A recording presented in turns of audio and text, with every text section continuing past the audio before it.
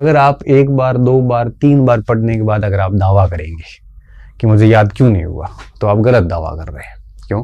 क्योंकि याद करने के लिए मैं ऐसा मानता हूँ, एक सामान्य जो एक स्टूडेंट है, सामान्य अभ्यर्थी है, कम से कम 6-7 बार जब रिवीजन करता है तब उसको 70-80% याद हो जाता है।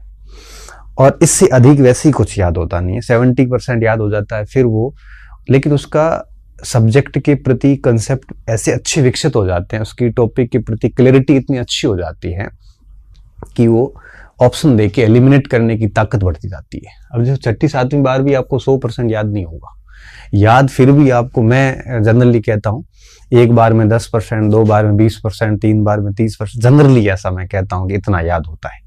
वैसा मत कहना कि 11 बार में क्या सर 110% हो जाएगा, नहीं होता, लेकिन 6-7 बार पढ़ने के बाद 60-70% याद हो जाता है।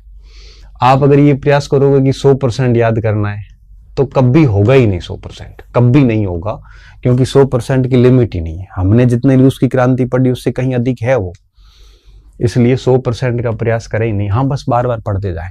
60-70% अगर याद हो गया तो 30% आपका लॉजिक काम करने शुरू कर जाते हैं, क्योंकि एक मुद्दे पर 60-70% तक अगर आपकी क्लैरिटी है ना, तब आप प्रश्न देखने के बाद विकल्प को आराम से एलिमिनेट करके और आप उत्तर निकाल सकते हैं, है ना।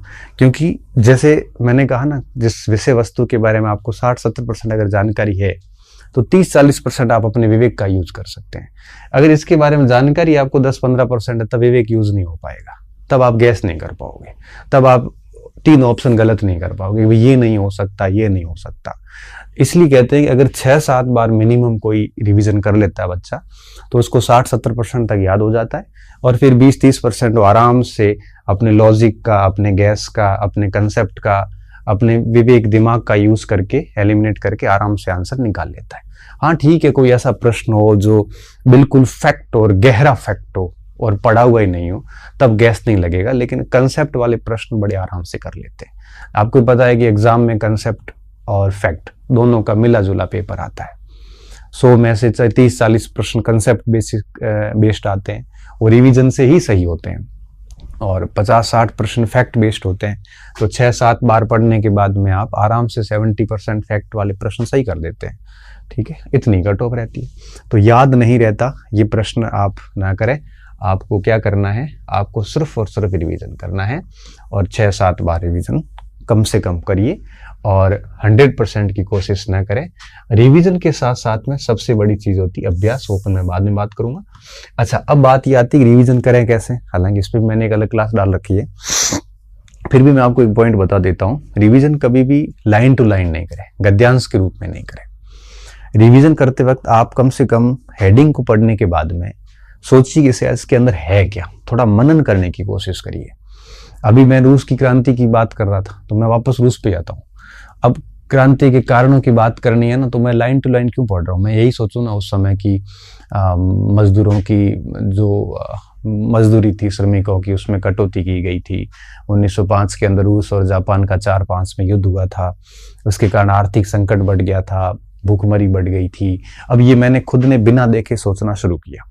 अब ये सोचने के बाद में मैंने सारे कारण सोचे, क्योंकि एक बार पढ़ने के बाद ऐसा हो जाता है, दूसरी बार तो आप सोच ही सकते हो। फिर मैंने देखा उसमें कि मैंने कौन से बिंदु मिस कर दिए, तो वापस पढ़ लिए।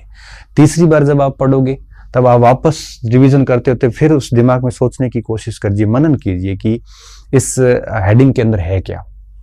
आप पूरी, जैसे रूस के अंदर आप जैसे 1917 की क्रांति पे आए, तब आप सोचिए फरवरी क्रांति के बारे में सोचना पूरा शुरू करिए कि 7 मार्च को क्या हुआ, 8 मार्च को क्या हुआ, 9 मार्च को क्या हुआ, 10 को क्या हुआ, सोवियत कैसे गठित हुई, है ना। अब आप ऐसे सोचोगे एक बार, तो सारी चीजें मस्तिष्क में क्लियर होगी, कुछ याद रहेगी, कुछ भूल जाओगे। तो दूसरी, तीसरी, चौथी बार ऐसे सोचते सोचते रिवीजन करोगे, तो रिवीजन में भी सोचना बहुत जरूरी है ना। रिवीजन में भी 5वां-6ठा रिवीजन तो सोचने और मनन पे ही जाता है। पहले सोचिए, मनन कीजिए, उसके बाद उस टॉपिक को देखिए कि अब मैं कौन से पॉइंट मिस कर गया हूं। मैंने एक बहुत बड़ी कमी देखी स्टूडेंट में। स्टूडेंट क्या करता है, हर बार वही गद्यांश लाइन टू लाइन पढ़ के निकल जाता है। अब आप 5वीं बार रिवीजन कर रहे हो, चौथी बार रिवीजन कर रहे हो, और चौथी 5वीं बार कॉपी पढ़ रहे हो, फिर भी अगर आप वो गद्यांश की लाइन टू लाइन पढ़ के आगे निकल रहे हो, तो फिर ये रिवीजन नहीं है। चौथी पांचवी बार कम से कम आप जो पॉइंट पढ़ रहे हैं उसको पूरा पहले सोचिए कि इसके अंदर है क्या क्या। वो सोचने के बाद में फिर देखिए कि मैंने कौन से पॉइंट मिस किए। और छठी सातवीं बार तक तो आते आते आपकी स्थिति ये हो जाती है, क्योंकि अगर आप पहला रिवीजन छोड़िए, दूसरे रिवीजन से अगर आप ये सोचना शुरू करते हैं ना, तो पांचवें छठे रिवीजन तक पूरे टॉपिक की फ्रेमिंग आप आराम से मन में बना देंगे। फिर आपको केवल फैक्ट देखने होते हैं। तो इस तरह से आप सोचिए, मनन कीजिए और बार बार रिवीजन कीजिए। आप आराम से पढ़े हुए प्रश्न तो गलत नहीं करोगे, ये तय बात है। और अगर पढ़ा हुआ नहीं आया तो फिर उसका तो कोई इलाज नहीं, और ऐसा टेंशन लेनी भी नहीं चाहिए, क्योंकि हमें कौन से 100% करने हैं, हमें तो 70% पे अपना काम अच्छे से हो जाता है। और आपके पढ़ा हुआ नहीं आया है तो डेफिनेटली कईयों के सेम स्थिति होती है, 10 प्रश्न आपसे नहीं हुए तो 10 औरों से भी नहीं होंगे। वो वैसे कंपटीशन निर्धारक तत्व भी नहीं है। पहला बिंदु ये था, याद नहीं रहता तो उसका एक ही उपाय है कि 6-7 बार रिवीजन करो। 100% की कोशिश मत करो। और दूसरी बात ये है कि रिवीजन जो आप तीसरी चौथी बार करते हो उसमें कोई भी टॉपिक है, जैसे मान लो कि आप ज्योग्राफी पढ़ रहे हैं, या जैसे आप मान लो इतिहास का कोई टॉपिक पढ़ रहे हैं, जैसे जर्मनी का एकीकरण पढ़ रहे हैं, तो आप एकीकरण के बाधक तत्व कौन से थे सोचिए, आप सहायक तत्व कौन से थे, बिस्मार्क ने क्या किया था, फिर उसमें से जो तीनों चरण हुए, डेनमार्क पे कैसे अटैक हुआ। अब आप अगर पूरा दिमाग में घुमाइए पहले तो रिवीजन से ठीक पहले, ये सोचने के बाद में फिर कॉपी देखिए, फिर टॉपिक को पूरा पढ़िएगा, अच्छा मैं ये चीजें मिस कर गया हूँ। और हो सकता है तो पढ़ने के बाद एक बार फिर वापस रिवाइज कर लीजिए, मस्तिष्क में आंखें बंद करके आराम से सोच लीजिए। अगर आप इस तरह से 6-7 बार रिवीजन करते हैं, रिवीजन में आपको किताब अपना जो कंटेंट है, नोट्स हैं, जो भी है, वो देखने की जरूरत कम से कम होनी, उसके ऊपर आपकी निर्भरता कम से कम होनी चाहिए। हर बार जितनी छठी बार रिवीजन हो रहा है उससे कम निर्भरता 7वीं बार होनी चाहिए। छठी बार आपको जितनी निर्भरता है अपने सामग्री की, 7वीं बार पढ़ते हो तो उसकी निर्भरता और कम होनी चाहिए। इस तरह से आप चलते रहिए तो डेफिनेटली, और ये तभी संभव होगा जब आपके पास में मटेरियल सीमित होगा। अगर आपने एक ही पार्ट के 5-5 स्रोत लगा रखे हैं तो आपसे कुछ भी नहीं होगा। क्यों? क्योंकि रिवीजन तभी होता है जब आपके पास मटेरियल फिक्स होता है। तब मैं कहता हूं कि आप हिस्ट्री पढ़ो, ज्योग्राफी पढ़ो, आप हर पार्ट की एक से अधिक सामग्री मत रखो। सिलेक्शन एक से होना हुआ तो उसमें हो जाएगा, और उसी सामग्री को पढ़ के कई बच्चे टॉप भी करते हैं। इसलिए ये तभी पॉसिबल होगा जब आपके पास में लिमिटेड रिसोर्सेज होंगे, है ना। क्योंकि सामग्री का आपके सीमित होना, है ना, सामग्री लिमिटेड होना बहुत ज्यादा जरूरी है। अगर ये लिमिटेड नहीं है, सामग्री कम से कम रखिए, तब क्या होगा कि आप आराम से उसको टारगेटेड मेहनत कर सकते हैं। नहीं तो आप आपके पास 3 किताबें पढ़ी है तो एक की करोगे, एक दूसरे का रिवीजन करोगे, किसका करोगे, है ना। अगर आपको 5-7 किताबें पढ़नी है तो उसको शॉर्ट में नोट्स बना दो, नोट्स का रिवीजन करो फिर, है ना। इस तरह से आप, एक तो ये ध्यान रखना, तो याद नहीं रहने का एकमात्र यही इलाज है। और बाकी ये एक कॉमन प्रॉब्लम है और ये विशेषता है, कोई प्रॉब्लम भी नहीं कह सकते। ये ऐसा नहीं केवल आपके साथ होती है, इसको इसी तरह से इसका निस्तारण किया जा सकता है। मुझे तो ठीक से याद है, मैं ऐसे ही पढ़ता था कि पहली बार तो पूरी लाइन टू लाइन पढ़ी थी, बढ़िया तरीके से लिखा, नोट्स वगैरह रेडी किया। सेकंड बार से मैं सोचना शुरू कर देता था। सेकंड बार जब सोचता था तो सोचने के दौरान स्थिति ये आती थी कि 5-10% बातें भी याद नहीं आती थी, भूल जाता था। लेकिन जैसे थर्ड बार सोचता था तो थोड़ा ज्यादा अच्छे से कॉन्फिडेंस आता था, अच्छा हाँ ठीक है, मुझे 10 बातें आ रही है।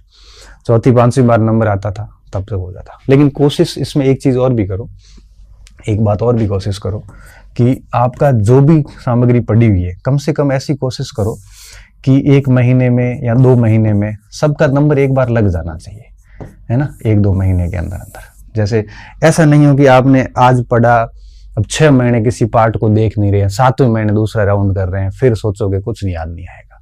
कोशिश करिए कि आप 1-2 महीने के अंदर आप एक बार जो कुछ पढ़ा उसको वापस पढ़े। मतलब ये है कि ऐसा सिस्टम सेट करें कि आप हर 2 महीने के अंदर एक बार आप उन चीजों से गुजरो जो आपने पहले पढ़ रखी है। मतलब ये है कि जिसको आज पढ़ा है, कोशिश करें कि 1-1.5 महीने के भीतर उसका नंबर वापस एक बार आ जाए। तो रिवीजन के अंदर, सामग्री के अंदर आपको 30-40 दिन से अधिक का गैप नहीं लेना है, ठीक है। जैसे मान लो 1 महीना जो पढ़ा बढ़िया तरीके से, तो अगले सप्ताह आप ऐसा टाइम टेबल सेट करो कि स्टार्टिंग में जो पढ़ा उसको वापस 2 दिन देख लें एक बार।